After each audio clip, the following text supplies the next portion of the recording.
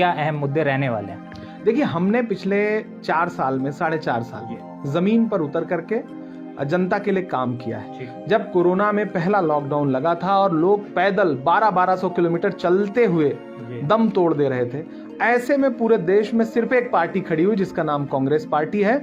उसने गुजरात में ट्रेनें चला करके, और प्रियंका जी ने सीधे मुख्यमंत्री से कहा कि आपके पास लोगों को ले जाने के लिए बसें नहीं है तो मैं 1000 बसें देती हूं। और आपको वो विजुअल्स आज भी सोशल मीडिया पे मौजूद मिल जाएंगे, जब नोएडा के बॉर्डर पे, राजस्थान के बॉर्डर पे हमने 1000 बसें ला करके खड़ी कर दी और योगी आदित्यनाथ ने उन बसों में उन मजदूरों को बैठने तक नहीं दिया। हमारे कांग्रेस के कार्यकर्ता जब लोग सांसें तोड़ रहे थे, उस समय यूथ कांग्रेस और बाकी पूरी कांग्रेस लग करके ऑक्सीजन बांट रही थी। हमारे मुद्दे ये हैं, हमारे मुद्दे इस बात के हैं कि जब किसानों को कुचला जा रहा था तो हम घर के बाहर धरने पर नहीं बैठे थे, हम लखनऊ से लखीमपुर की सड़कों पर इंकलाब बर्पा कर रहे थे। प्रियंका गांधी जेल जा रही थी।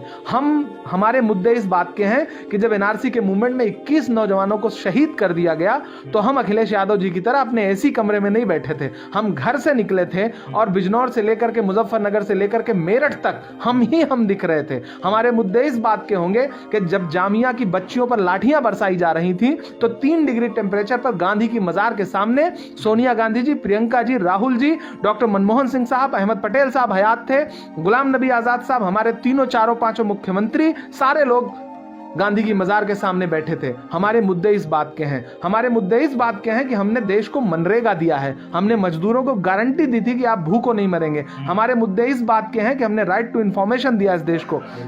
हमारे मुद्दे इस बात के हैं कि हम लोगों से ये कहते हैं कि देश नफरत से नहीं चलेगा, मोहब्बत से चलेगा। हमारे मुद्दे इस बात के हैं कि हमने इस देश के लिए कुर्बानी दी है, हमारे लोगों ने शहादत दी है और बाकी लोगों ने शहीदों की निशानियों को मिटाने का काम किया है, अमर जवान ज्योति तक को बुझाने का काम किया है। हमारे पास बहुत सारे मुद्दे हैं। हमारे पास इस बात के मुद्दे हैं कि राहुल जी कह रहे थे नोटबंदी इस देश का सबसे बड़ा घोटाला है और नरेंद्र मोदी लाइनों में लगवा करके बैंकों की लाइनों में लोगों को दम तोड़ने के लिए मजबूर कर रहे थे। हमारे मुद्दे इस बात के होंगे कि नरेंद्र मोदी जी के खिलाफ राहुल जी कह रहे थे कि जीएसटी जो है वो जीएसटी नहीं है, गब्बर सिंह टैक्स है, ये कारोबार को बर्बाद कर देगा। हमारे मुद्दे इस बात के हैं। हमारे पास बहुत मुद्दे हैं, हम इन्हीं मुद्दों पर चुनाव लड़ेंगे। हम हिंदू, मुसलमान, सिख, ईसाई, जाति, धर्म, मजहब, नफरत पे चुनाव नहीं लड़ेंगे, जीतें या हारें।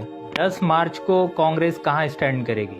कांग्रेस बिल्कुल आपको जनता के बीच में दिखेगी। नहीं, 10 मार्च को कांग्रेस नतीजे बिल्कुल हमारे हक में होंगे, अच्छे होंगे। हम इतना कह रहे हैं, हम बड़े दावे नहीं करते। बिना कांग्रेस पार्टी के उत्तर प्रदेश में कोई सरकार नहीं बनेगी। ठीक है, बहुत बहुत शुक्रिया। उत्तर प्रदेश में चुनावी माहौल गर्म है। हमने इमरान प्रतापगढ़ी से जो उत्तर प्रदेश में चुनावों पर चर्चा की और उन्होंने उस पर कांग्रेस का क्या रुख रहेगा, कांग्रेस की क्या स्थिति है, उस पर उन्होंने खुलकर जवाब दिए।